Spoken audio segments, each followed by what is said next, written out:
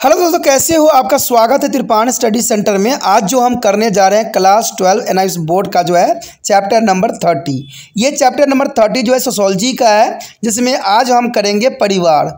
परिवार कई मायने में कई क्लास के बच्चों के लिए इम्पोर्टेंट है, चाहे वो सीबीएसई के हों, चाहे एनसीईआरटी बुक फॉलो करते हों, चाहे यूपी बोर्ड हो, चाहे बिहार बोर्ड हो। अगर उनके पास सोशोलॉजी है और वो उनका जो सिलेबस में परिवार है तो उनके लिए ये चैप्टर जो है अत्यंत महत्वपूर्ण है। और ये बीए वाले बच्चों के लिए भी जो 5th सेमेस्टर में है उनके लिए भी बहुत ही इम्पोर्टेंट रहेगा, क्योंकि उनका भी है urban family, urban society of family. तो ये काफ़ी इंपॉर्टेंट कई क्लास के बच्चों के लिए है और इसमें हम बहुत कुछ जानेंगे परिवार के विषय में और विचार करेंगे।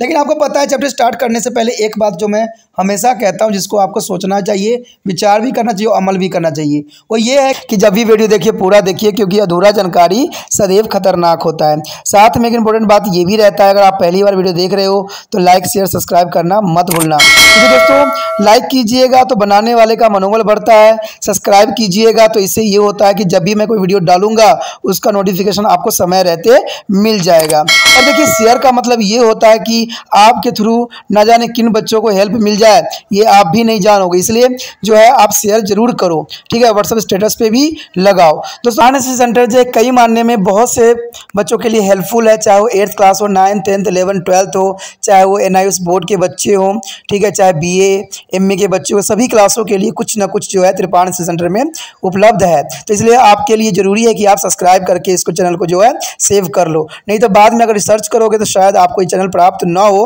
तो इसलिए सोचना नहीं, विचार नहीं करना है, सब्सक्राइब करके जो है अपने पास सेव करना है। दोस्तों, ये तो बात था आपके लिए, लेकिन आप देखते हैं हमारा आज टॉपिक क्या है।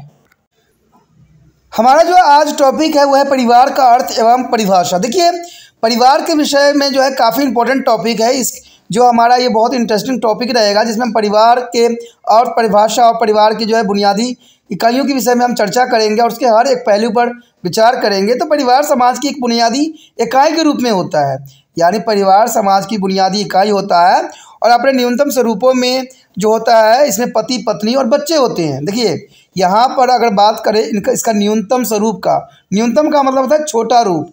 छोटा रूप में जो होता है इसमें पति पत्नी और बच्चों को सम्मिलित किया गया है।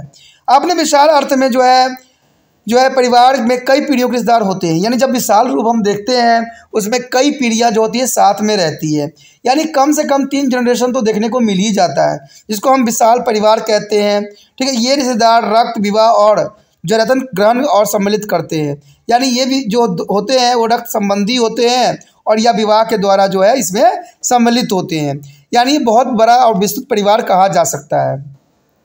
कानूनी तरीके से विवाहित एक दंपति जब एक छत के नीचे रहते हैं और वह जन्म के आधार पर परिवार की इकाइयों को बनाते हैं, यानी इसको कानूनी जो है रूप दिया जाता है और इसमें जो है विवाहित के बाद वो दंपति एक छत के नीचे रहने लग जाते हैं, यानी कहते हैं विवाहित संस्कार हो जाता है तभी जाके वो परिवार में सम्मिलित भी होते हैं, ठीक है। दंपति सामान्य निवास करते हैं और भौतिक समन्वयात्मक सामाजिक और आर्थिक रूप से एक दूसरे को सहायता भी करने के लिए अग्रसर होते हैं। ये सदस्य एक दूसरे की आवश्यकताओं और विभिन्न महत्वाकांक्षाओं को पूरा भी करते हैं, यानी देखा जाए तो परिवार का सिर्फ उद्देश्य ये होता है कि एक दूसरे को सहायता करना, एक दूसरे की आवश्यकताओं को पूरा करना और महत्वाकांक्षाओं को पूरा करने का उद्देश्य निहित होती है। परिवार में बच्चों का जन्म परिवार की पूर्णता देती है, यानी बच्चों का जन्म जो है परिवार को पूर्णता देती है। आपने देखा भी होगा, और किसी स्त्री के अगर बच्चे जन्म नहीं लेते हैं तो उसको जो है समाज कई मानने में उसको कई तरह के जो है उल्लंघना देती है, कई तरह की गलत बातें कहती है, जो समाज के लिए विडंबना बन जाती है। तो कहते हैं अगर परिवार में बच्चे का जन्म होता है तो उस परिवार को जो है पूर्णता स्वरूप प्राप्त हो जाता है। इसके अतिरिक्त पति और पत्नी में स्नेह उत्पन्न होता है और यह स्नेह अपने परिवार में भी देखने को मिल सकता है, यानी उस दोनों में जो है स्नेह उत्पन्न होगा और दोनों एक दूसरे से जो है काफ़ी घनिष्ठ संबंध में जुड़ जाते हैं। सामान्य शब्दों में परिवार कम से कम 2 व्यक्तियों के बीच में सामाजिक संबंध स्थापित करता है, यानी परिवार का अर्थ ही होता है कि एक से कम दो व्यक्तियों के बीच सामाजिक संबंध स्थापित होते हैं। मान लीजिए अगर विवाह होता है तो इसमें दो समाज आपस में मिलते हैं, एक लड़की पक्ष का एक लड़के पक्ष का, तो इसमें दो व्यक्तियों के बीच में सामाजिक संबंध स्थापित होते हैं। परिवार के ये सदस्य जन्म, विवाह और दंत ग्रहण से जुड़े हुए होते हैं, यानी जन्म हो, विवाह हो, दंत ग्रहण हो, सभी से जो है आपस में ये लोग जुड़ जाते हैं। परिवार एक नातेदारी समूह है जिसका आधार विवाह की संस्था होती है, यानी परिवार एक नातेदारी समूह है जिसका आधार और संस्था जो होती है विवाह होती है। इस अर्थ में परिवार एक ही मकान में निवास करता है, और इस स्थिति में दोस्तों जो होता है परिवार एक ही जो है मकान में निवास करके जो है अपना जीवन संपन्न करती है। इसकी परिभाषा में कहना चाहिए कि परिवार बहुत करके स्थायी संबंध रखने वाले सदस्य का समूह है। देखिए, अगर परिवार का अगर आप परिभाषा देते हो या अर्थ बताते हो तो परिवार को आपको इतना ही याद रखना चाहिए कि परिवार बहुत करके अस्थायी संबंध रखने वाले सदस्यों का समूह होता है, क्योंकि ये अस्थायी संबंध रखते हैं उसी का एक समूह होता है, तो इसी को हम परिवार कह सकते हैं। सदस्य के संबंध विवाह, रक्त या दंतक ग्रहण कर द्वारा बने होते हैं, यानी विवाह के द्वारा भी ये परिवार सदस्य बनते हैं, रक्त संबंध से भी बनते हैं और दत्तक ग्रहण भी करके भी बनाया जा सकता है। परिवार जो है प्रजनन प्रदान करता है तथा इसमें बच्चों का पालन पोषण और सामाजिकरण भी होता है, यानी देखा जाए तो परिवार में ही प्रजनन होती है, इसमें बच्चे उत्पन्न होते हैं और बच्चे को देखभाल भी परिवार का ही दायित्व आता है, और इसमें सारे सामाजिक जो क्रियाएं होती है वो सारे क्रियाएं जो इसमें निहित रहती है। यह तुम्हें यह ध्यान देखना चाहिए कि परिवार घर में बड़ा अंतर है। देखिए, परिवार और घर में बहुत ही अंतर यहाँ देखने को आपको मिलेगा। घर में केवल परिवार के सदस्य ही नहीं हो रहते हैं, कई सदस्य और भी रहते हैं। अतुल इसके अंदर वे सभी व्यक्ति होते हैं जो एक दूसरे से संबंध नहीं होते हुए भी फिर एक दूसरे के मकान में निवास करते हैं। तो यानी मकान और परिवार दो अंतर पाया जाता है।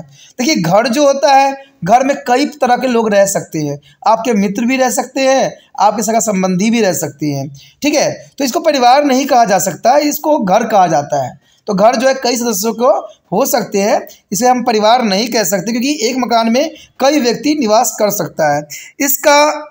इसका अर्थ यही हुआ कि परिवार में रिश्तेदार रहते हैं जबकि घर में लोग निवास करते हैं, यानी परिवार में सिर्फ रिश्तेदारों को ही मान्यता दी जाती है, लेकिन घर में कोई भी लोग निवास कर सकता है। यह घर और रिश्तेदारी एक दूसरे के पृथक कर देते हैं। देखा जाए तो रहने का जो स्थान है वो घर कहलाता है, और यह एक कमरा भी हो सकता है। एक व्यक्ति जो अकेला रहता है कहा जा सकता है, वो एक घर में रहता है लेकिन परिवार में वो नहीं रहता है। यदि यहाँ पर हम बात करें परिवार का समाजशास्त्री महत्व, तो समाजशास्त्री परिवार का महत्व क्या होता है, समाजशास्त्रियों ने इसके क्या रूप दिया है, ऐसा क्या डेफिनेशन दिया है। तो परिवार का अध्ययन महत्वपूर्ण है, और यह इसलिए है कि मानव समाज में परिवार बुनियादी आधार है। मानव समाज में जो है परिवार बुनियादी आधार है, और समाज के निर्माण में इसकी जो है बहुत काफ़ी महत्वपूर्ण भूमिका भी रहती है। यह मानव समाज की यानी पुरुष, स्त्री और बच्चों को अस्थायी संबंध में भी जोड़ता है।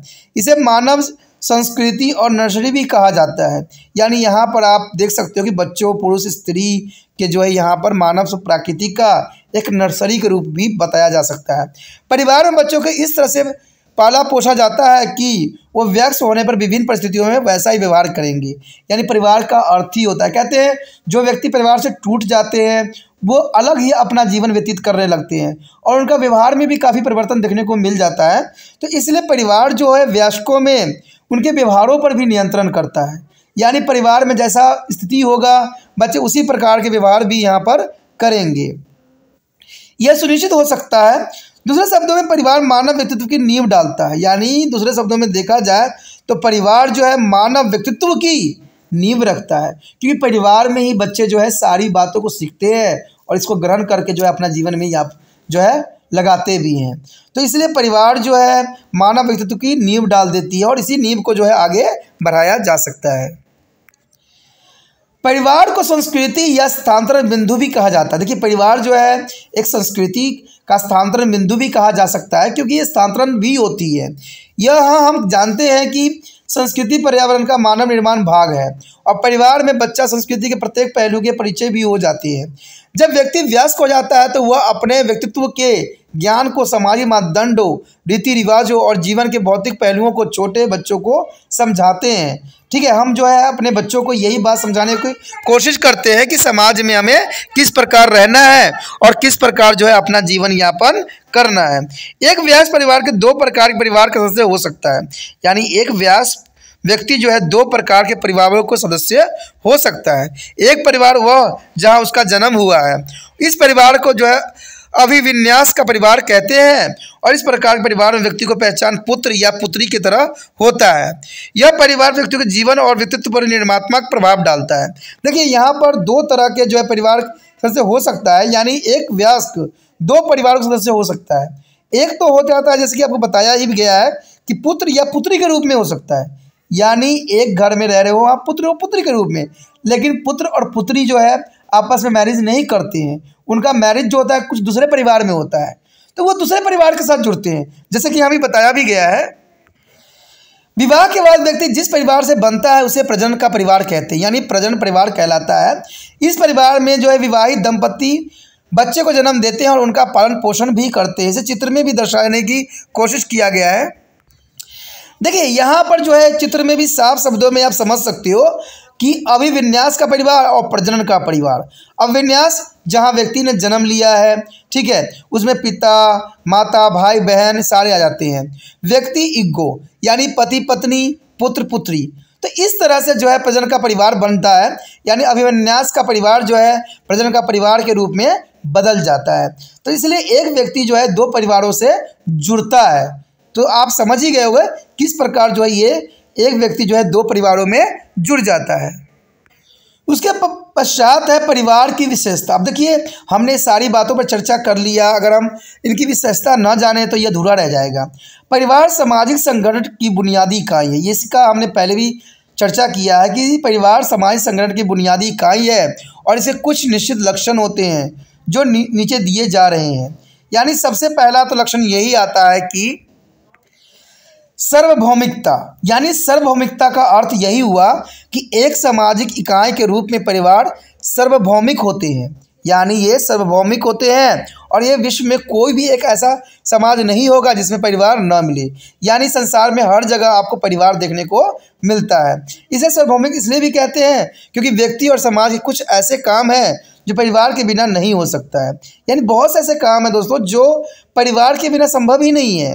कहते हैं जैविक हो, आर्थिक हो, सामाजिक और मनोवैज्ञानिक प्रकार ऐसे हैं जिन्हें परिवार के बिना कोई और सामाजिक संस्था नहीं कर सकता, यानी ये सारे कुछ जो होता है परिवार में ही मिलता है। मान लीजिए माता पिता का प्रेम है तो यूँ कोई संस्था नहीं देगा आपको, वो आपके परिवार में माता पिता के द्वारा ही दिया जाएगा। कहते हैं बहुत से ऐसी चीज़ जैसे भाई बहन का प्रेम हो गया तो ये कहीं और नहीं मिलेगा, आपको परिवार में ही मिलेगा। तो इसीलिए परिवार जो है सार्वभौमिकता के रूप में देखा जा सकता है। वास्तव में देखा जाए तो समाज के पास इसका और कोई विकल्प ही नहीं है जो कि प्रतिबद्धता और निस्वार्थ भाव से उन सब कामों को कर ले जिन्हें हम बखूबी परिवार कर लेता है। अगर देखा जाए तो कहते हैं कि परिवार में जो है स्वार्थ नाम की चीज़ नहीं होती है, क्योंकि परिवार एक बंधन होता है जहाँ पर हर व्यक्ति जो है एक दूसरे के साथ जुड़ा हुआ होता है। यानी परिवार में स्वार्थ की भावना नहीं होती, निस्वार्थ होते हैं और निस्वार्थ होकर जो है एक दूसरे के लिए सदैव अग्रसर होते हैं और सदैव ही एक दूसरे को अच्छा करने की कोशिश करते हैं। उसके पश्चात है संवेगात्मक आधार। देखिए संवेगात्मक आधार जो होता है परिवार सदस्य एक दूसरे से जो है संवेगात्मक रूप से जुड़े हुए होते हैं। ये सदस्य एक दूसरे से प्यार प्रवाह और सुरक्षा भी देते हैं। परिवार के कल्याण के लिए सदस्य किसी भी त्याग करने को तैयार हो सकते हैं।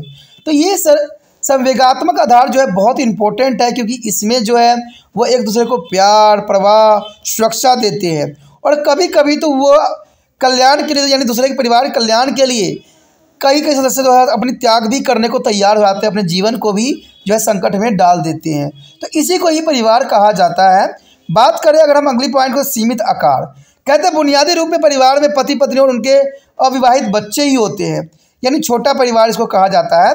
यह एक छोटा समूह भी होता है जिसमें सदस्य के रूप में वो लोग होते हैं जो विवाह या रक्त संबंध से जुड़े होते हैं। वो बड़े परिवार दिन ब दिन छोटा आकार हो रहा है, यानी बड़ा परिवार के जो बातें हम करते थे वो आज जो है बड़े परिवार बिल्कुल ही ख़त्म हो गया है। आज का देखा जाए तो जैसे ही बच्चे बड़े होते हैं काम उम करने लग जाते हैं और जैसे ही शादी मैरिज होता है वो माता पिता को त्याग के अलग रहना स्टार्ट कर देते हैं। तो आज बड़ा परिवार का जो विकल्प हम सोचते थे आज बड़ा परिवार जो है बिल्कुल ही ख़त्म हो गया है। आज जो है व्यक्ति अपने पत्नी के साथ अलग रहना ही पसंद करते हैं और अलग जो रह के अपना जीवन यापन करते हैं। उसमें जो है माता पिता को रखना नहीं पसंद करते हैं, उनको जो है अलग ही रखना पसंद करते हैं। तो ये हमारी समाज के लिए बहुत बड़ी विडंबना है, बहुत गलत है। क्योंकि एक बात मैं सदैव जानता हूँ कि कहते हैं माता पिता बच्चों को इसलिए पाल पोस के बड़ा करते हैं कि बाद में जो है वो वृद्ध का सहारा बने। लेकिन बच्चों की जो मानसिकता यहाँ बिगड़ती चली जा रही है, वो एकल रहना चाहते हैं, वो बहुत ही गलत है। कहते हैं अकेला रह के हम कुछ भी नहीं कर सकते। जैसे मैंने भी आपको कई बार बताया है कि तिरपान स्टडी सेंटर जो है अकेला कुछ भी नहीं है, क्योंकि मैं एक हूँ, मैं अनेक होना चाहता हूँ। क्योंकि कहते हैं जितने लोगों की सहयोग मिलता है उतना वो विस्तृत और अच्छा बनता है। तो यहाँ परिवार भी बहुत इंपॉर्टेंट रखता है। मान लीजिए आप अकेला रहते हो, अगर आपको कोई तरह का तकलीफ़ होता है, मान लीजिए किसी कारणवश उनके अगर पति कहीं गए हुए हैं या पत्नी कहीं गई हुई है तो उसको देखभाल कौन करेगा। लेकिन परिवार में अगर रहते हो कोई ना कोई आपको सहायता करने के लिए मिल जाता है। तो इसका हम नुकसान भी जानेंगे और समझेंगे कि परिवार होने का क्या जो है फ़ायदे हैं। तो ये सारी बातें बहुत इंपॉर्टेंट रहता है यहाँ पर कि परिवार आजकल जो है सीमित आकार धारण करता चला जा रहा है, क्योंकि लोगों की मानसिकता आज बदल रहा है। लोग लेकिन गलत चीज़ें कर रहे हैं, क्योंकि कहते हैं हमारा समाज में पूर्व समय से लेकर आज तक एक ही उद्देश्य से जो है माता पिता बच्चों को जो जन्म देते हैं कि वो आगे चल के उनके सहारा बनेंगे, उनके साथ रहेंगे, उनके सेवा करेंगे। क्योंकि जिस प्रकार माता पिता ने बचपन में बच्चों को सेवा किया होता है वही आशा वो रखते हैं कि बुढ़ापा में जो है बच्चे भी माता पिता का सहारा लें। लेकिन कहते हैं सहारा देने की जगह पर तो सहारा ही छीन लेते हैं, वो अलग रहने लग जाते हैं, माता पिता को अलग ही छोड़ देते हैं मरने के लिए, जो कि कदाचित भी उचित नहीं है। वो अपना जीवन स्वयं ही व्यतीत करना पसंद करते हैं। कहते हैं समाज संरचना में एक ही परिवार का स्थान। कहते हैं सभी समाजी समूह में एकाएक ही परिवार बुनियादी रूप से अनिवार्य होते हैं। सामान्य या उन्नत समाजों में जो समाजी संबंधों की रचना होती है उसे बनाने का काम परिवार ही करता है। यानी सारे जो रूल रेगुलेशन होते हैं, बुनियादी स्वरूप होते हैं, सारे के सारे समाज संरचनाओं में जो एकल परिवार का स्थान बहुत ही इंपॉर्टेंट रहता है। बात यहाँ अगर हम करें सामाजिक नियमन का तो कहते हैं परिवार सामाजिक मापदंड के अनुसार कार्य करते हैं। यानी जो समाज में रूल रेगुलेशन बने हुए हैं उसी मापदंड पे जो है अपना कार्य करते हैं। सामाजिकरण की प्रक्रिया के माध्यम से परिवार के सदस्यों को सामाजिक मापदंडों और रीति रिवाजों का पालन करने का जो है प्रशिक्षण दिया जाता है। परिवार के सदस्य के बीच में अंत संबंध और अंतक्रियाओं का मार्ग दर्शन सामाजिक और कानूनी नियम द्वारा भी किया जाता है। यानी ये सामाजिक नियमन कहलाता है, जिसमें सभी रीति रिवाज और मापदंडों को जो है परिवार को पूरा करना होता है और अंत संबंधों और अंतक्रियाओं को मार्गदर्शन और कानूनी नियमों द्वारा भी किया जा सकता है। उसके पश्चात है परिवार की अस्थायी और अस्थायी प्रकृति। कहते हैं परिवार की संस्था सार्वभौमिक होती है तथा निरंतर चलने वाली होती है, लेकिन एक विशेष परिवार तब तक चलता रहे जब तक पति और पत्नी एक साथ रहते हैं। यानी पति पत्नी जब एक साथ रहते हैं तभी परिवार चलता है और वह परिवार के नाम और परंपराओं को बनाए रखते हैं। ऐसा होने पर परिवार की जो है साइकिल का एक पहिया चलता रहता है। यानी साइकिल के पहिए जैसे चलता रहता है, दो अगर ना हो तो चलना संभव नहीं है। तो कहते हैं इन सब की सहयोग भी बहुत जरूरी है। बात करें उपयुक्त विशेष लक्षणों को अतिरिक्त परिवार कुछ सामान्य लक्षण भी होते हैं। ये लक्षण यहाँ पर दर्शाया गया है। पहला होता है मैथुन संबंध। कहते हैं एक परिवार का जन्म तब होता है जब सामाजिक मानदंडों के अनुसार उनका विवाह हो जाता है। यानी सामाजिक मानदंडों के ऊपर विवाह होता है तो इसको जो है कहते हैं परिवार का जन्म होता है। कहते हैं जो माता पिता होते हैं इस बात के लिए नहीं डरते हैं कि उनके लड़की ने जन्म लिया है, माता पिता तो कर्मों के लिए डरते हैं। कहते हैं आज के समाज में जो है लड़कियों को इतना महत्व नहीं दिया जा रहा, जो कि गलत है। कहते हैं उनको जन्म के पश्चात ही उनको मार दिया जाता है। लेकिन कहीं हद तक जो होता है लड़की भी जो होती है अपनी विचारधारा को जो है ज्ञान कसौटी पे नहीं परखती है और दूसरे के बातों में बहुत जल्दी आ जाते हैं, भावनाओं का यहाँ पर लेते हैं, विचार धरते हैं, जिसकी वजह से वो गलत राहों पे चले जाते हैं और इससे माता पिता का जो है सर नीचा हो जाता है। तो इस वजह से भी कहा जाता है कि जब कहते हैं समाज में जब विवाह हो जाता है, रूल रेगुलेशन से हो जाता है, तो एक परिवार का जो है जन्म हो जाता है, एक नया समाज बन जाता है, नया जन्म हो जाता है। और मैंने आपको पहले ही बता चुका हूँ कि लड़की का जो अगर विवाह होता है, अगर दूसरे घर में प्रवेश करती है तो उसका नया जन्म के समान होता है। वहाँ पर आप जिस प्रकार से उनको रूल रेगुलेशन बताओगे, समझाओगे, वो उसी प्रकार को वो ग्रहण करेंगे। लेकिन आजकल कहते हैं ये माता पिता के साथ अधिक समय नहीं बिता पाते हैं, ये सदैव ही अलग हो जाने के फिराक में रहते हैं और अलग ही अपना दुनिया बसाने के चक्कर में रहते हैं। और इसके कारण क्या होता है कि इनका जीवन भी ज़्यादा दिन नहीं चलता है, वो जो होते हैं तलाक के रूप में अलग टूट जाता है और अलग हो जाते हैं। क्योंकि परिवार में रहने से ये होता है कि कोई भी प्रकार की गलतफहमी होता है तो परिवार उसको मिल के उसको सुलझाने की कोशिश करते हैं। लेकिन ये अलग रहते हैं, अलग परिवार से दूर रहते हैं, तो परिवार भी उनके जो है तकलीफ़ों से अवगत नहीं होता है और इनका जो है बहुत जल्दी संबंध भी टूट जाता है। कहते विवाह द्वारा ही पति और पत्नी मैथुन संबंध रखते हैं, यानी इनका मैथुन संबंध जो होता है, लैंगिक संबंध होता है, ये विवाह के द्वारा ही स्वीकृति मिलती है और इस तरह जो है अपने यौन वृत्तियों को संतुष्ट करते हैं, यानी यौन जो होता है क्रियाएं उसको करते हैं। कहते हैं स्वस्थ जीवन बिताने के लिए यौन संबंध की इस मूल्य प्रवृत्तियों को संतुष्ट करना आवश्यक होता है। क्योंकि कहते हैं अगर स्वस्थ जीवन आपने जीना है तो कहते हैं हर एक क्रिया जो है ज़रूरी है, क्योंकि जब तक इंसान अपनी क्रियाएं नहीं करेगा वो स्वस्थ नहीं रह सकता है। क्योंकि अगर कहते हैं ना, अगर कोई रूल रेगुलेशन बनाई गई है, नेचर ने उसको बनाया है, तो उस नेचर के बनाए हुए रूल रेगुलेशन पे भी आगे बढ़ना भी जरूरी होता है। कहते हैं सामान्य निवास, परिवार के सदस्य सामान्यतः एक ही छत के नीचे रहते हैं और इस सदस्य में पति पत्नी उनके बच्चे तथा अन्य रिश्तेदार सम्मिलित होती है, जो कि एक सामान्य निवास स्थल कहा जा सकता है। उसके पश्चात है वंश क्रम की गणना। परिवार में बुनियादी रूप से देखा जाए तो द्विवर्ती समूह होते हैं। ये समूह पति और पत्नी की ओर से बने होते हैं, लेकिन इनमें बच्चा पिता के वंश से होते हैं या माता के नाम यानी वंश और संपत्ति से जुड़े हुए होते हैं। ये सब अस्थायी परंपरा के अनुसार जुड़े हुए होते हैं। सामान्यतः उत्तर भारत में पितृवंशीय परिवार होते हैं और दक्षिण भारत में मातृवंशीय और मातृवंशी दोनों प्रकार के परिवार पाए जाते हैं। यानी वंश क्रम की गणना अगर हम बात देखें तो इसमें इतना ही आपको दिमाग में रखना है कि ये या तो मातृवंशी हो सकते हैं या पितृवंशी हो सकते हैं। कहते हैं उत्तर भारत में आपको पितृवंशी परिवार ही देखने को मिलेगा, लेकिन दक्षिण भारत में जो है ये मातृवंशी परिवार और पितृवंशी परिवार दोनों ही आपको देखने को मिल सकता है। कहते हैं अगर आर्थिक व्यवस्था हम देखें तो आर्थिक जो है प्रत्येक परिवार अपने सदस्यों को आर्थिक अवस्थाओं की पूर्ति करना चाहता है। सामान्यतः परिवार के वयस्क व्यक्ति किसी न किसी धंधे को करते हैं और परिवार के सभी सदस्यों को आवश्यकता को पूरा करने की कोशिश करते हैं। परिवार में यह भी देखा जाता है कि वृद्ध और बीमार सदस्यों की देखभाल की जा सके, तो ये बहुत ज़रूरी है। आर्थिक व्यवस्था के रूप में परिवार में रहना बहुत ज़रूरी होता है। इससे हर तरह की जो है समस्या का समाधान हो जाता है समय रहते हुए। हमारा अगला टॉपिक जो है दोस्तों परिवार के प्रकार, यानी परिवार के प्रकार क्या है। देखिए ये बहुत इंपॉर्टेंट बात है, अगर हम इसको ना किए तो हमारा यह अधूरा रहेगा। क्योंकि समाज में परिवार कई तरह के प्रकार होते हैं। व्यक्ति और समाज अपनी बुनियादी आवश्यकताओं के लिए बहुत अधिक निर्भर भी होते हैं। यदि व्यक्ति और समाज की आवश्यकताएं उचित ढंग से पूरा नहीं की जाती है तब दोनों का जीवन जो रहना कठिन हो जाता है। तभी हम परिवार में रहते हैं कि परिवार में हर तरह की चीज़ें जो है हमें मिल सकती हैं। इस कारण परिवार द्वारा किए गए प्रकार बहुत अधिक महत्वपूर्ण हो जाते हैं और यह हम परिवार के महत्वपूर्ण प्रकारों का विवेचन करके यानी जो है विचार करके हम जान सकते हैं। तो सबसे पहले तो हमारे समक्ष यही आता है कि जैविक प्रकार, यानी परिवार में जैविक प्रकार कई तरह के होते हैं। देखिए सबसे पहला पॉइंट हमारा यही है जैविकीय प्रकार, यानी परिवार के जैविकीय प्रकार में पहला और सबसे महत्वपूर्ण प्रकार है पति और पत्नी के यौन संतुष्टि होती है। इसे हम जैविक कहते हैं। ये जैविक बायोलॉजिकली होती है क्योंकि इसमें यौन संतुष्टि होती है। ये संतुष्टि समाज द्वारा स्वीकृत नियमों से होती है। यानी इसमें जो अगर कहते हैं परिवार में अगर पति पत्नी को अगर मैरिज होता है तो ये समाज के द्वारा जो है स्वीकृति नियमों के अनुसार होता है और समाज जो है यौन संबंध स्थापित करने को प्रमाणित भी करते हैं।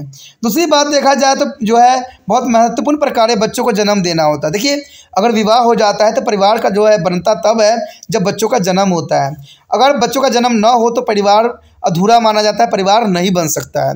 एक बच्चे के रूप में परिवार को एक नई पीढ़ी मिलता है, क्योंकि बच्चों को जन्म से ये हो जाता है कि हमारा एक अगला पीढ़ी जो है तैयार हो रही है, जो परिवार के धरोहर को हस्ताक्षर करता है। यानी इसी के द्वारा जो है परिवार का नाम, उसकी धरोहर आगे बढ़ता है। इसलिए बच्चे को जन्म को सबसे इम्पोर्टेंट माना जाता है।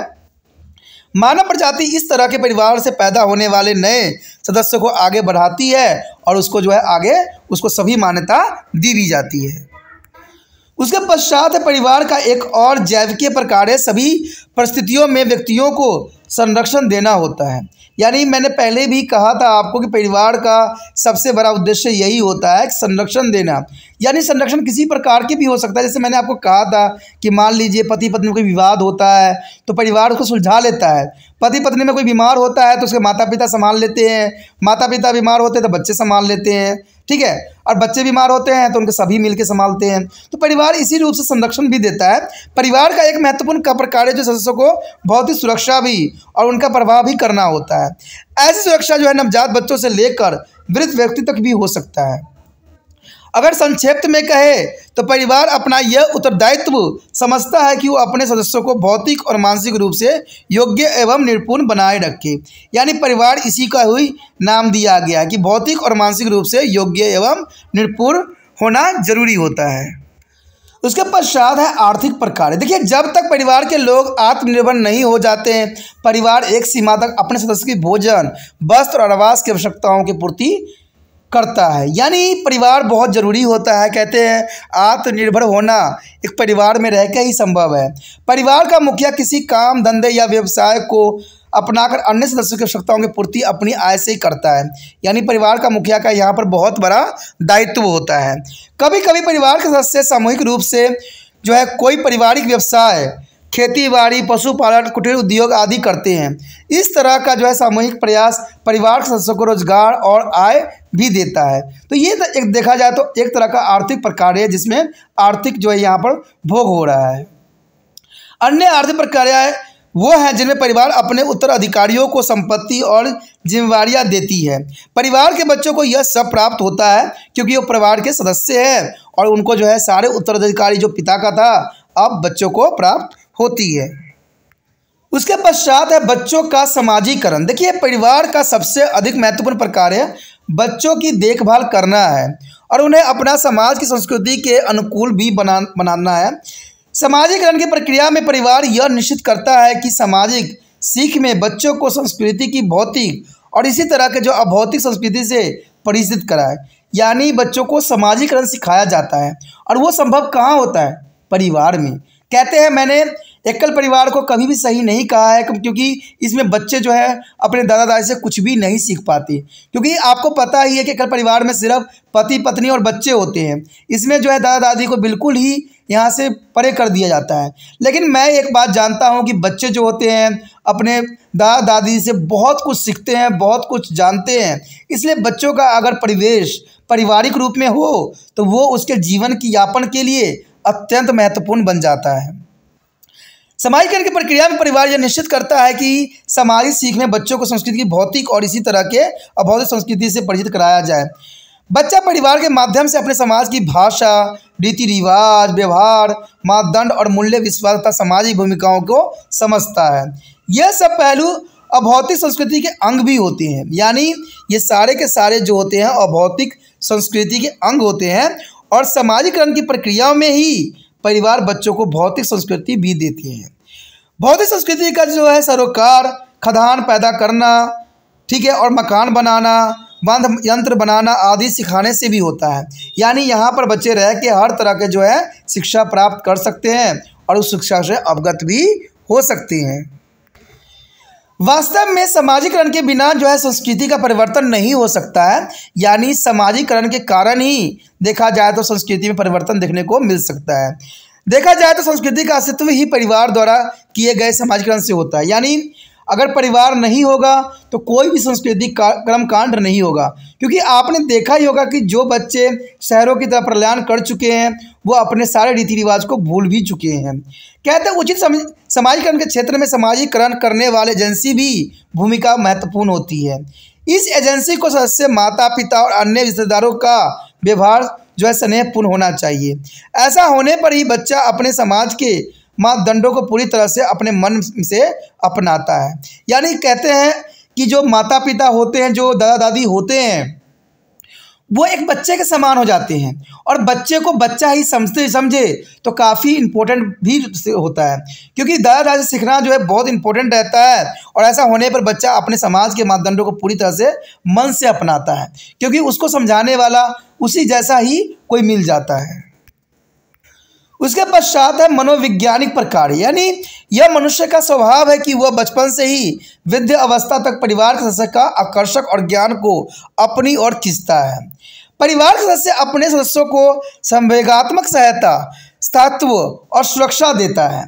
व्यक्तियों को यह महसूस होता है कि और कुछ हो या न हो, उसके परिवार के सदस्य तो खराब परिस्थिति में उसकी सहायता करने के लिए तैयार रहते हैं। तभी तो मैं कहता हूं कि मनोविज्ञानिक प्रकार से जो है उनको काफ़ी सुरक्षा महसूस होता है, क्योंकि उनको एक एहसास होता है कि चलो मेरा अर्थव्यवस्था बिगड़ जाता है तो मेरे पिता के द्वारा जो पैसे कमाए जा रहे हैं उससे मुझे हेल्प मिल जाएगा, या अपने भाई के द्वारा कमाया गया पैसे से हमें कुछ मिल जाएगा, क्योंकि ये एक तरह से सुरक्षा प्रदान होता है।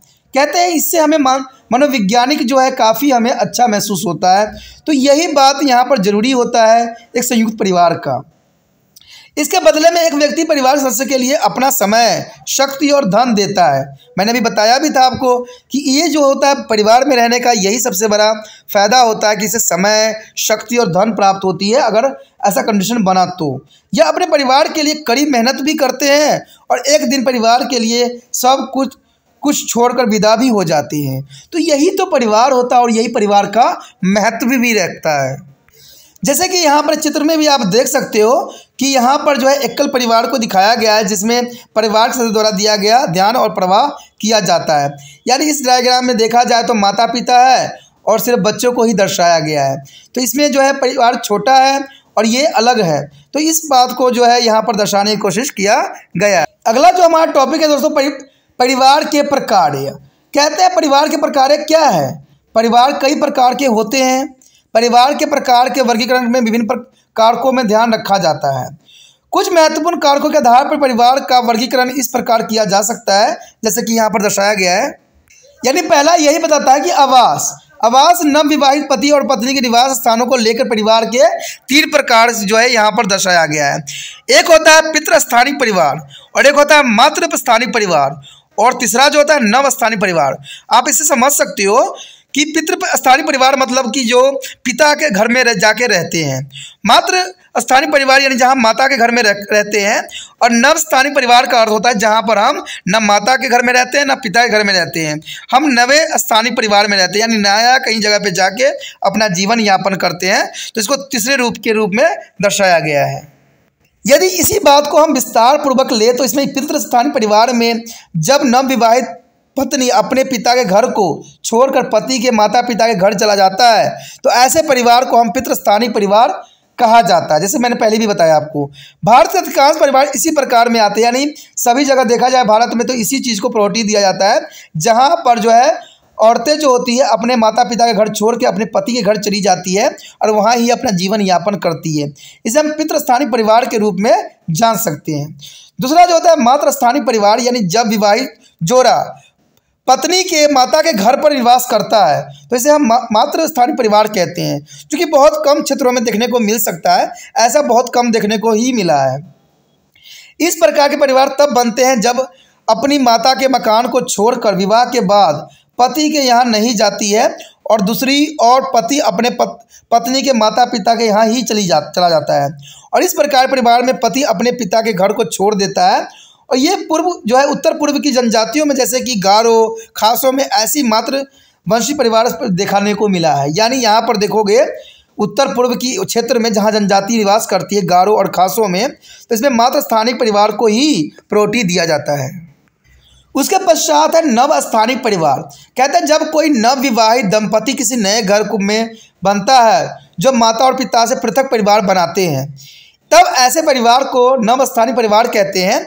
पश्चिमी सभ्यता में युवा जोड़े नवस्थानिक परिवार को रहना ही पसंद करते हैं, जो आज के समय का विडंबना बन गया है। इसका अर्थ यह है कि वह एक नए घर में रहना चाहते हैं जो माता और पिता के निवास से भिन्न हो, यानी जहां माता पिता भी न हो वैसे जगह पर रहना वो पसंद करते हैं। ऑस्ट्रेलिया की कुछ जनजातियों में विवाहित जोड़ा मामा के पास या मामा के परिवार में रहना पसंद करता है, और इस तरह के परिवार को जो है मातृस्थानीय कहते हैं। उसके पश्चात दूसरा जो है प्राधिकार। देखिए प्राधिकार में दो तरह के आते हैं, यानी प्राधिकार दृष्टि से परिवार के दो प्रकार होते हैं, एक पितृ सत्तात्मक परिवार और दूसरा जो होता है मातृ सत्तात्मक परिवार। यानी अगर देखा जाए पितृ सत्तात्मक परिवार का मतलब यही होता है कि ऐसे परिवार जिसमें पिता औपचारिक मुखिया होता है, यानी पिता को ही यहाँ पर मुखिया का दर्जा दिया जाता है, और परिवार में प्रशासनिक शक्ति पिता के पास ही होता है, यानी सारा जो घर का देखभाल पिता के द्वारा ही किया जाता है और पिता की आज्ञा ही बच्चों को मानना पड़ता है। उसे पितृसत्तात्मक परिवार कहा जाता है। और इस प्रकार के परिवार में प्राधिकार केवल पिता के पास ही होता है और वही परिवार का सब कुछ होता है। स्त्री और बच्चे को परिवार के पुरुषों को निर्णय और आदर्शों को मानना पड़ता है, यानी जो पिता बोलता है उसी को सभी को यहाँ पर मान्यता देना भी पड़ता है। परंपरागत भारतीय और चीनी परिवार जो है पितृ सत्तात्मक परिवार के उदाहरण है। अधिकांश जो है पितृ सत्तात्मक परिवार स्थानिक और पितृ परिवार की परंपरा होते हैं, यानी दोनों आपस में मिलजुल के यहाँ रहने की कोशिश करते हैं। यदि बात यहाँ पर हम करें मातृ सत्तात्मक परिवार, यानी माता का परिवार, यानी माता का यहाँ सत्ता हो और माता ही मुखिया हो, वह परिवार जिसमें माँ का स्थान केंद्रीय होता है, यानी माँ ही जो मुखिया होती है और उसके प्राधिकार सबसे ऊपर होता है, यानी जो है माता की ही बात माना जाता है, मातृ सत्तात्मक परिवार कहा जाता है। इस प्रकार के परिवार में प्रायः घर में माँ की शक्ति महत्वपूर्ण होती है और मातृ सत्ता परिवार केरल के नायर और असम के खासी तथा गोरो वंशों में पाए जाते हैं। अधिकांश मातृ सत्तात्मक परिवार जो है मातृवंशी और जो है मातृस्थानीय होते हैं। तो ये काफ़ी इम्पोर्टेंट है। यदि बात यहाँ पर हम करें आकार के रूप में, परिवार के हम देखें आकार के रूप में, तो आकार के आधार पर परिवार को दो भागों में बांटा गया है। एक परिवार जो होता है एका परिवार और दूसरा जो होता है संयुक्त विस्तृत परिवार, यानी जिसके विषय में हम कई बार बात भी किए हैं। तो सबसे पहले तो हमारे समक्ष आता है एकाकी परिवार, यानी इस परिवार में पति पत्नी और उसके अविवाहित बच्चे ही होते हैं, यानी बहुत छोटा परिवार। ऐसे परिवार का आकार छोटा होता है और शहरी क्षेत्र में एकाकी परिवार अधिक पसंद किए जाते हैं। शहर में परिवार का आकार छोटा इसलिए पाया जाता है कि यहाँ निवास के लिए स्थान में कमी होती है और इसी तरह शहरों में आर्थिक समस्याएं भी होती है और लोगों की विचारधारा एक होती है। ऐसे ही कई अन्य कारक होते हैं।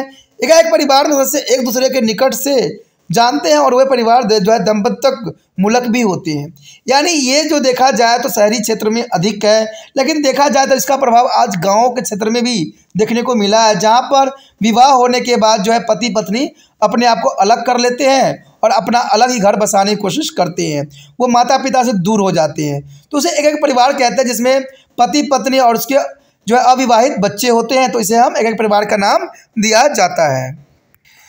उसके पश्चात आता है संयुक्त विस्तृत परिवार। देखिए ये परिवार रक्त और वैवाहिक संबंधियों होते हैं। इसमें एक से अधिक पीढ़ियाँ होती है, यानी इसमें 3 पीढ़ियाँ निवास करती है, दादा दादी हो गया, माता पिता हो गया और बच्चे हो गए, यानी 3 पीढ़ियाँ जो होती है इसमें सदैव निवास करती है। संयुक्त परिवार के सदस्य एक दूसरे को आर्थिक और अन्य प्रकार की सहायता भी देते हैं, यानी इस परिवार बहुत अच्छा परिवार माना गया है और इसको ही प्रायोरिटी देने की जो है हर एक व्यक्ति को जो है अग्रसर होना भी चाहिए, क्योंकि इसमें जो है सदस्य एक दूसरे को आर्थिक और अन्य प्रकार की सहायता मिल जाती है, या किसी प्रकार का प्रॉब्लम हो तो उसका सलूशन बहुत ही आसान तरीके से हो जाता है। इस परिवार के लोग सामान्य तथा संयुक्त परिवार के मापदंडों को अपनाते हैं और ये प्राय एक छत के नीचे रहते हैं और सम्मिलित प्राधिकार उन्हें एक सूत्र में बांध देता है, यानी प्राधिकार जो होते हैं एक के पास होता है जो बुजुर्ग होते हैं और वही इस परिवार को नियंत्रण भी करते हैं और इस नियंत्रण में सभी व्यक्तियों को जो है बात मानने का भी पड़ता है। यदि बात करें यहाँ विस्तृत परिवार का, तो यह एक परिवार का विस्तृत रूप है। यह विस्तृत निकट के रिश्तेदारों को जो है जोड़ देने से बनता है। यह जोड़ समावर्ती नजरदारी से मिल जाने से ही होता है और इस नजरदारी में एक से अधिक जोड़े होते हैं और ये रक्त संबंधी ही होते हैं एक दूसरे से। अगला जो है बहुविवाह परिवार, यानी जहां एक व्यक्ति एक से अधिक पत्नी या पति से विवाह करता है उसे बहुविवाह परिवार कहा जाता है। तो ये तो साधारण तौर पे बहुत ही कम देखने को मिला है। किसी प्राथमिक परिवार का 3 या उससे अधिक पीढ़ियों में फैल जाना बहुविवाह परिवार का जो है दृष्टांत होता है। हमारा अगला टॉपिक जो है भारत में संयुक्त परिवार क्या है। देखिए अर्थ, सबसे पहले हम अर्थ जानेंगे कि भारत में संयुक्त परिवार का क्या दशा है। कहते हैं प्राचीन काल से ही भारत में परंपरागत परिवार की संरचना को संयुक्त परिवार समझा जाता था। यानी पहले देखा जाए पुराने समय में तो संयुक्त परिवार को ही काफ़ी प्रायोरिटी दी जाती थी और संयुक्त परिवार ही होती थी, क्योंकि ये गांव में निवास करते थे, गांव में कई पीढ़ी जो थी साथ में रहती थी। लेकिन आज ये संरचना बदलती चली जा रही है। भारत में संयुक्त परिवार को जो है परिभाषित करते हुए कहा जा सकता है कि यह लोगों का वह समूह है जिसमें 3 या अधिक पीढ़ी एक ही छत के नीचे रहते हैं, तो इसको संयुक्त परिवार का नाम दिया गया है। एक ही चूल्हे के पका खाना खाते हैं और सामान्य गतिविधियों में भाग भी लेते हैं। ये लोग नातेदारी व्यवस्था के आधार पर संपत्ति में सामान्य अधिकार भी रखते हैं, तो इसको हम कहते हैं संयुक्त परिवार। और संयुक्त परिवार जो है बहुत अच्छी होती है, विस्तृत होती है और इसमें कई प्रकार जो है सुरक्षा भी महसूस किया जा सकता है। कहते हैं कुछ अन्य लोगों का कहना है कि संयुक्त परिवार में सामान्य निवास और चूल्हे का होना आवश्यक नहीं है। ठीक है, समाजशास्त्रियों का विचार है कि किसी भी परिवार को संयुक्त होने में 3 दशाओं का होना अत्यंत महत्वपूर्ण है। पहली दशा तो यही होती है कि पीढ़ी की गहराई कैसी हो, अधिकार है और दायित्व और संपत्ति। देखिए, इन कारणों से भी जो है हम संयुक्त परिवार के रूप में इसको परिभाषित कर सकते हैं। कहते हैं 2 या अधिक परिवारों में नातेदारी संबंध होता है। ऐसे परिवार अलग अलग रहते हैं, लेकिन जो है संवेगात्मक आधार, संयुक्त संपत्ति और एक ही प्राधिकार पर चलने वाले परिवार जो है प्राथमिक परिवार कहे जा सकते हैं। संक्षेप में भारत में संयुक्त परिवार के कुछ लक्षण हैं। तो पहला लक्षण तो यही देखने को मिला है कि यह एक जो है अधिकारवादी संरचना है। यानी देखा जाए तो इसका पहली बात तो यही आता है कि एक जो है एकाधिकारवाद संरचना है। संयुक्त परिवार में परिवार का मुखिया परिवार और उसके सदस्य से जुड़े हुए मामलों में निर्णय लेता है और इस मुखिया द्वारा लिया गया निर्णय सभी के लिए अंतिम होता है, तो इसे संयुक्त परिवार का रूप दिया गया। ये लक्षण होता है संयुक्त परिवार का। यह एक जो है परिवारवादी संगठन होता है। इसका अर्थ यह है कि संयुक्त परिवार के फैसले व्यक्तियों के हक की अपेक्षा परिवार के हक में होता है। यानी व्यक्तियों के हक में नहीं होता है, पूरे परिवार के हक में होता है, जिससे हर एक व्यक्ति को जो है उससे कोई तरह का नुकसान न हो, सभी व्यक्तियों को जो है इसके फायदे हो। इस संगठन में व्यक्तियों को अपनी जो है व्यक्तिगत इच्छाएं यानी पसंदगियों और नापसंदगी का जो है बलिदान करना होता है और यह बलिदान परिवार के मानदंडों, नियमों और परंपराओं के हक में होता है। यानी इसमें जो है कई बार जो होता है अपनी पसंदगी और नापसंदगी का जो है बलिदान भी देना पड़ता है, तभी ये संयुक्त परिवार कहलाता है। कहते हैं अगर परिवार में व्यक्ति का दर्जा उसकी उम्र और संबंधों पर निर्भर होता है। यानी कहते हैं परिवार में व्यक्ति को दर्जा जो मिलेगा वो उम्र और उसके संबंध पे मिलता है। संयुक्त परिवार में व्यक्ति जिसकी उम्र ज़्यादा होती है उसकी प्रतिष्ठा ज़्यादा होता है और कम उसे उम्र वाले की प्रतिष्ठा थोड़ी होती है। यानी ये इसमें कोई दो राय नहीं है, जो छोटा होगा उसकी प्रतिष्ठा सदैव ही कम ही होगा, लेकिन जो बुजुर्ग होगा, जो बड़ा होगा, उसको सभी को बात मानना पड़ेगा, वो उसका जो है काफ़ी उच्च दर्जा भी प्राप्त होगा समाज में। इसी तरह एक व्यक्ति अपने प्रतिष्ठा, उसके विवाह और रक्त संबंधी स्थिति से जो है आदरणीय होते हैं। ये रिश्तेदारी के कारण ही है। कहते हैं पति, चाचा, चाची और ससुराल के सदस्य का आदर उनके रिश्तेदार में ऊंचा स्थान होने के कारण ही होता है। एक व्यक्ति की प्रतिष्ठा योग्यता और उसे अर्जित योग्यताओं से नहीं गिनी जा सकती। तो ये परिवार का जो है लक्षण के रूप में देखा जा सकता है। कहते हैं अगर लक्षण की बात करें तो अगला लक्षण यही है कि वैवाहिक संबंधों की अपेक्षा रक्त संबंधों को वरीयता दी जाती है। यानी वैवाहिक संबंधों की अपेक्षा जो है रक्त संबंध को काफ़ी प्रायोरिटी दी जाती है। इसका अर्थ यही हुआ कि पति पत्नी के संबंध पिता पुत्र या भाई बहन के संबंध से गौण होते हैं।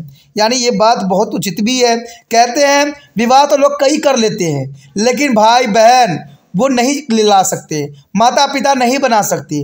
इसलिए जो है विवाह संबंधों की अपेक्षा जो है रक्त संबंधों को अधिक वरीयता दी जाती है। यानी रक्त संबंध जो होता है सबसे ऊपर होता है। कहते हैं विवाहित तो होता ही रहता है व्यक्ति, एक नहीं कई विवाह के लिए जो है अग्रसर भी होता है, लेकिन जो है अपना भाई बहन सधोहर कहते हैं माता पिता वो प्राप्त आसानी से नहीं कर सकता।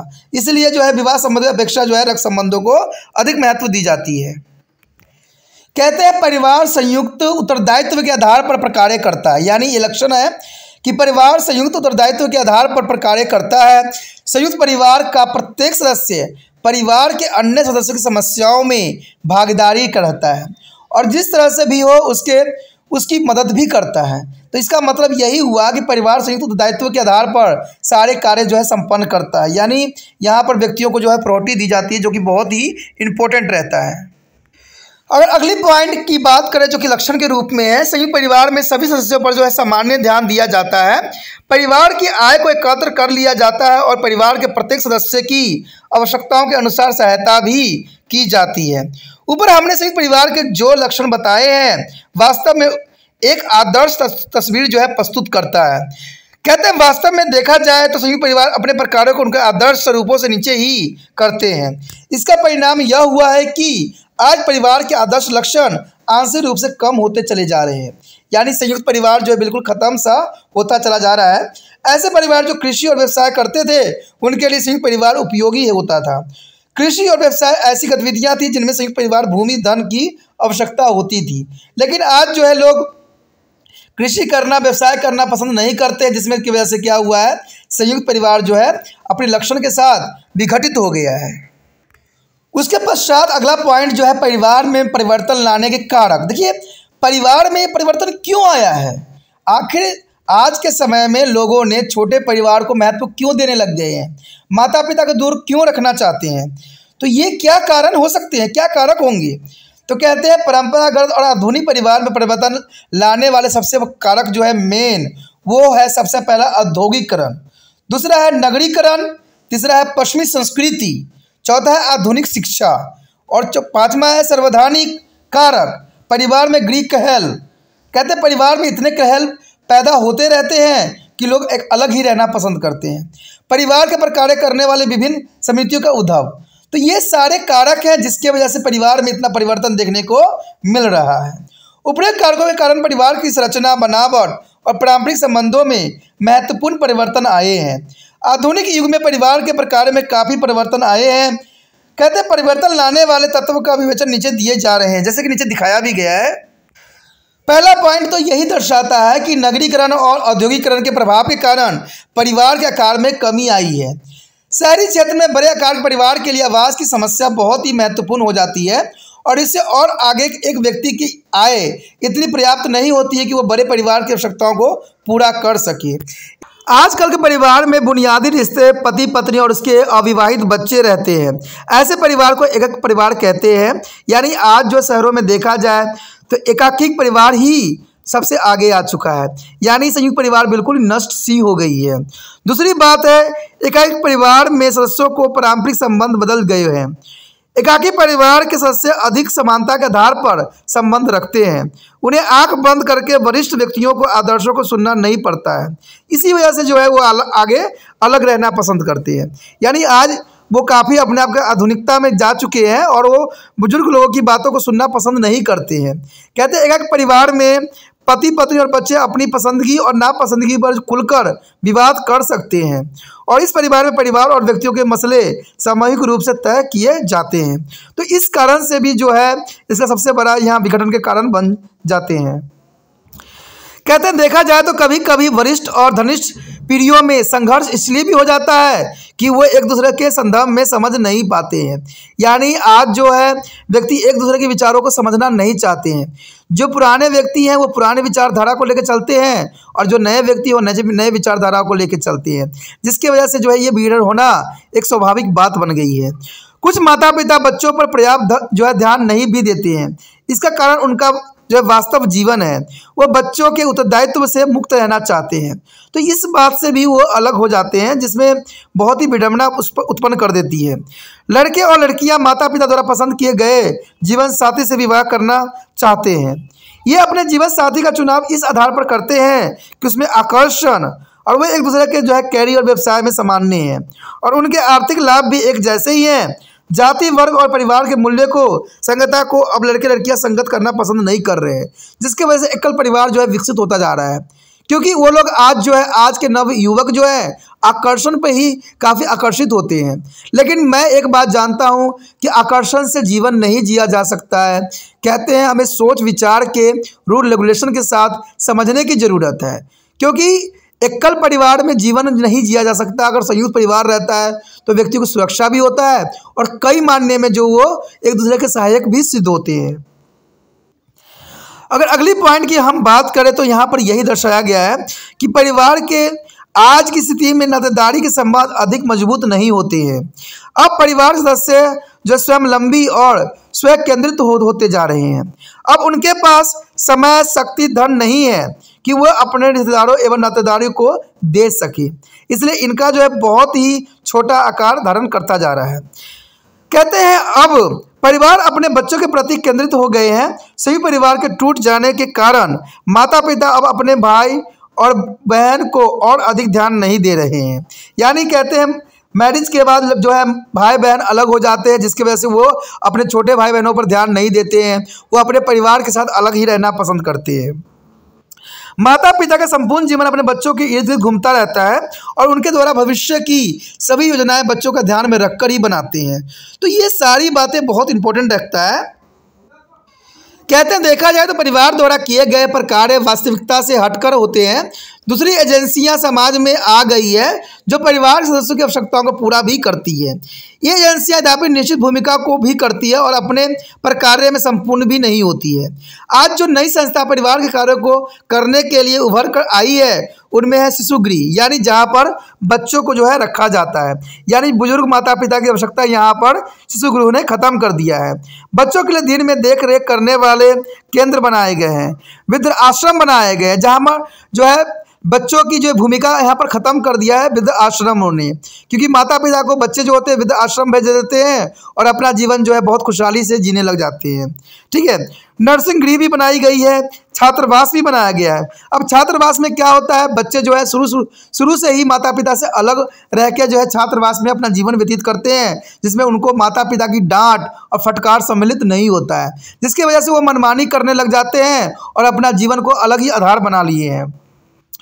उसके बाद है रेस्टोरेंट, बैंक, क्लब आदि में, यानी आजकल के जो बच्चे हैं इन्हीं चीज़ों में जाना पसंद करते हैं और यहाँ पर जो है गलत बातें सिखाई जाती है, गलत चीज़ें होती है जिसको वो अपने जीवन में उतार लेते हैं, जिसकी वजह से अपराध भी बढ़ती है और कई तरह की दुर्घटना भी घटती चली जाती है। इस तरह की संस्थाओं में परिवार कई प्रकारों को पूरा करता है और जिम्मेदारी अपने ऊपर ले लिया है। इतना होने पर भी परिवार के सदस्य में एक दूसरे के प्रति जो संवेग है, सहायता होती है, वह इन नई संस्थाओं में नहीं पाई जाती है। तो बात तो यहाँ पर क्लियर कट कहा गया है कि जो बातें माता पिता में पाई जाती है, जो परिवार में पाया जाता है, वो संस्थाएं कहाँ दे सकती है, संस्थाओं में वो चीज़ कहाँ हो सकती है। वहाँ पर तो आपको कुछ समय की संतुष्टि मिल सकती है, कुछ समय आपको इंजॉय मिल सकती है, लेकिन वास्तविकता जो है परिवार में रह के ही आप जीवन का सही आधार समझ सकते हो और सही जीवन भी व्यतीत कर सकते हो। कहते हैं अधिकांश समाजों में परिवार अब उत्पादन की इकाई नहीं रह गई है। उत्पादन में कारखानों के आने के कारण अब घर में वस्तुओं का उत्पादन नहीं होता है। इसके परिणाम स्वरूप परिवार के सदस्यों के धंधे घर से बाहर लिए जाना पड़ता है। इस परिवार के सदस्यों में जो है मानसिक और भौतिक दूरी को बढ़ा दिया है। तो ये बात यहाँ पर साफ कहा गया है कि देखिए आज के समय में क्या किया है कि बहुत से संसाधन जो है अपने उत्पादन कारखानों में होने लग गए हैं, जिसके वजह से जो छोटी छोटी परिवारों में धंधा हुआ करता था, कार्य हुआ करता था, आज बड़े बड़े संस्थानों ने ले लिया है, जिसके वजह से जो है मिलजुल के रहने की जो परिस्थिति थी वो ख़त्म सी हो गई है। यानी संयुक्त परिवार को नष्ट करने में जो है औद्योगिकरण ने अपना बहुत बड़ी महत्वपूर्ण योगदान दिया, जिसकी वजह से आज संयुक्त परिवार खत्म हो गया है। और ये जो पहले संयुक्त परिवार इसलिए भी हुआ करता था कि व्यक्ति साथ में रहते थे, साथ में कार्य करते थे और इसमें कई व्यक्तियों की आवश्यकता होती थी, जिसकी वजह से सभी के सभी मिलजुल के कार्य करते थे। लेकिन आज के समय में ये सारी चीज़ें मानसिक तौर से दूर होते चले जा रहे हैं। कहते हैं पश्चिमी समाजों में परिवार का जो है अस्तित्व का मुकाबला करना पड़ रहा है। इन समाजों में विवाह विच्छेदित की गति बढ़ती चली जा रही है और आपसी भेदभाव भी बढ़ गया है।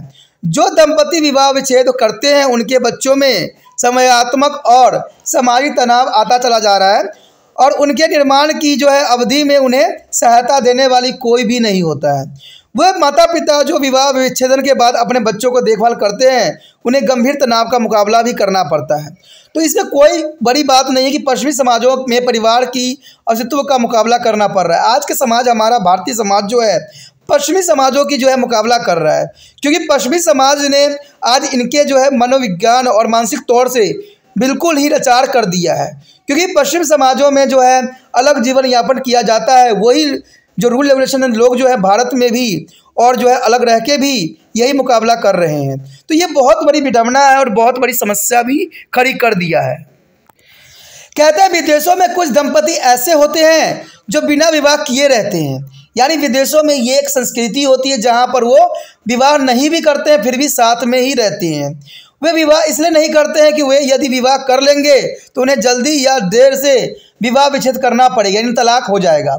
इसलिए विदेशों में वो लोग विवाह नहीं करते हैं, लेकिन साथ में वो जरूर रहते हैं और इसलिए भी वो विवाह नहीं करते हैं कि उनको जो है तलाक जैसी जो है गंभीर समस्याओं से जूझना पड़ेगा। इस तरह बिना विवाह किए साथ रहने का मतलब हुआ एक साथ रहने और यौन क्रिया करने का संबंध पाया जाता है, क्योंकि एक साथ रहेंगे तो उनमें यौन क्रियाएं भी होगी। ठीक है, तो ये सारी बातें आज विदेशों में देखने को मिला है। इसका मतलब हुआ कि मित्रों की तरह एक छत के नीचे रहना, यौन संतुष्टि प्राप्त करना, यही विदेश का रूल रेगुलेशन है और यही हमारा भारतीय समाज भी अपनाता चला जा रहा है कि वो एक छत में रहना चाहते हैं, मित्र बन के रहना चाहते हैं और यौन संतुष्टि प्राप्त करना चाहते हैं, लेकिन विवाहित बंधन में नहीं बनना चाहते हैं। और ये सारी बातें विदेशों में हो रहा है और यही बात जो है इंडिया के जो है नौजवानों में भी ये बात घर कर चुकी है। आज आपको इंडिया में भी देखने को मिलेगा कि ये लोग जो होते हैं होटल में रहते हैं, साथ में अपना जीवन यापन करते हैं। तो इसमें कोई दो राय नहीं है, कई फिल्मों में भी आपको देखने को इस तरह की घटना दिख जाएगा।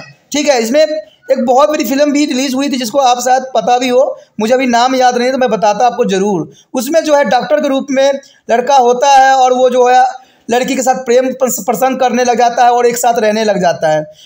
और ये सब विदेश में है तो विदेश में रहे तो ही अच्छा है। भारत जो है संस्कृति का देश है, यहाँ पर इन चीज़ों को प्रायोरिटी नहीं दी जाती है। कुछ विवाहित पति पत्नी व्यवसाय में लगे रहते हैं और संदृढ़ आर्थिक स्थिति को होने पर भी बच्चों का प्रजनन नहीं करते हैं। वे बच्चे को अपने घर पर भार स्वरूप मानते हैं। इस तरह के परिवार को दोहरी आय और बच्चे नहीं के नाम से जाना जाता है। यानी इसके वजह से भी देखिए आज बच्चे बिगड़ते चले जा रहे हैं कि माता पिता दोनों जॉब पे लगे रहते हैं और यहाँ बच्चा का जो मन होता है अशांत रहता है और कहते हैं अकेला में व्यक्ति जो है बहुत कुछ सोच लेता है, बहुत कुछ कर लेता है। तो कहते हैं इनको हर तरह की सुविधाएं मिल जाती है जिसकी वजह से इनको फूट अलग होने का जो है रास्ता मिल जाता है। कहते हैं माता पिता अपने काम पे लगे रहते हैं, अपने जॉब अपने करियर को प्रायोरिटी देते हैं। बच्चे यहाँ पर अलग गलत रास्तों पे गलत तरीके गलत संगति के रूप में अपना जीवन जो है बर्बाद कर रहे होते हैं। कहते हैं इजराइल में एक विशेष परिवार व्यवस्था मानी जाती है जिसमें जो है क्वेटम्स कहते हैं। क्वेटस परिवार और व्यक्तियों का एक ऐसा समूह है जो बच्चों का पालन पोषण करता है। इसमें माता पिता से पृथक रहकर बच्चे शिशु गृह में रहते हैं और प्रत्येक क्वेटस एक पृथक घर होता है जिसमें 50 से 2000 बच्चे रहते हैं और यहाँ बच्चों को उत्तरदायित्व संपूर्ण समुदाय का होता है, जबकि माता पिता अलग मकानों में रहते हैं और बच्चे सप्ताह में अपने माता पिता के साथ रहते हैं। देखिए ये भी जो है पद्धति बहुत गलत है, क्योंकि इसी सब को देख के जो है आज के हमारा समाज बदलता ही जा रहा है। क्योंकि इजराइल में देखिए ये बहुत बड़ी विडंबना है कि यहाँ पर जो है पालन पोषण एक जो है कहते हैं एक गृह यानी शिशु गृह में रह के होता है। तो इसके कारण भी जो है माता पिता से उनका संबंध बच्चों का नहीं बन पाता है, जिसके वजह से बहुत ही बड़ी विडंबना का जो है सामना करना पड़ रहा है। कहते हैं यह सब होते हुए भी सृजनात्मक और प्रक्रियात्मक परिवर्तन के बाद परिवार की भूमिका बच्चों को सामाजिकरण बहुत ही महत्वपूर्ण स्थान दिया है। परिवार अपने सदस्यों को जो है संवादात्मक सहयोग देते हैं। कहते हैं बच्चे के प्रजनन और भरण पोषण में केवल परिवार ही संतोषजनक संस्था है। विवाह और परिवार जीवन की सफलता से जो मनोवैज्ञानिक संतोष और सामाजिक आधार मिलता है उनका जो है धनात्मक दृष्टि से कोई मुकाबला नहीं कर सकता। यानी साधारण शब्दों में देखा जाए तो विवाह एक पारिवारिक जीवन की सफलता को मनोवैज्ञानिक संतोष और सामाजिक आदर से देता है और इन्हीं आदर के मुकाबले से जो है इनका जो है मनोबल काफ़ी बढ़ता है, यानी दृष्टि से कभी मुकाबला भी नहीं होती है। इस कारण परिवार एक ऐसी संस्था है जो सार्वजनिक रूप से जो है अपरहित संस्था है। देखिए बहुत बातें जो है यहाँ पर हमें समझिए कहते हैं कि बहुत सी चीज़ें जो है विदेशों को देख के हम लोग सीखते चले जा रहे हैं। यानी पश्चिमी सभ्यता ने हमारे परिवार को तहस नहस कर दिया है और कहते समय रहते अगर इन बातों पर ना देखा जाए तो शायद ये समाज हमारा नष्ट भी हो जाएगा। इसी के साथ दोस्तों हमारा ये जो परिवार था वो चैप्टर ख़त्म हो जाता है, जो कि बहुत इम्पोर्टेंट था। इसमें हमने हर एक पहलू हर एक बात पर चर्चा किया है जो हमारे जीवन के लिए इम्पोर्टेंट था। परिवार को संयुक्त बनाने का कारणों, इनके फैक्टर, घटक, सब चीज़ पे हमने विचार किया जो कई क्लास के बच्चों के लिए इम्पोर्टेंट है और ये आपको अच्छे से समझ में ज़रूर आ गया होगा। ठीक है, और आया है तो आपको एक बात भी करना है, वो ये करना है कि इस वीडियो को जितना हो सके दूसरे बच्चे तक भी पहुंचाना है, क्योंकि ये बीए वाले बच्चों के लिए भी बहुत इंपॉर्टेंट है। अगर इतना भी पढ़ के वो चले जाते हैं तो उनका एग्ज़ाम बहुत ही अच्छा और बहुत सुचारू रूप से हो सकता है, क्योंकि इसमें हर एक बात को जो है इंपॉर्टेंट यहाँ पर दिखाया गया है। तो इसलिए हर एक क्लास के लिए ये बहुत इंपॉर्टेंट है, चाहे सोशियोलॉजी के बच्चे कोई भी क्लास में हो, उनके लिए परिवार जो होगा एक सिलेबस के रूप में ज़रूर है।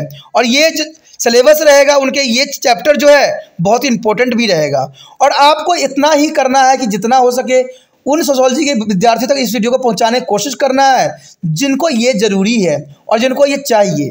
तो इसके लिए आपको कुछ भी नहीं करना है दोस्तों, आपको उनको नहीं प्रोत्साहित करना है, ना ही उनको किसी तरह के आग्रह करना है। आपने सिर्फ इतना करना है, अपना कर्म करना है, ठीक है। अगर मान लीजिए आप इस कर्म को कैसे कीजिएगा, और इसके लिए आपको कुछ करने की ज़रूरत नहीं है। सिर्फ आपने क्या करना है, लिंक को जो क्या करना है यूट्यूब से कॉपी करना है और व्हाट्सएप स्टेटस पे लगा देना है।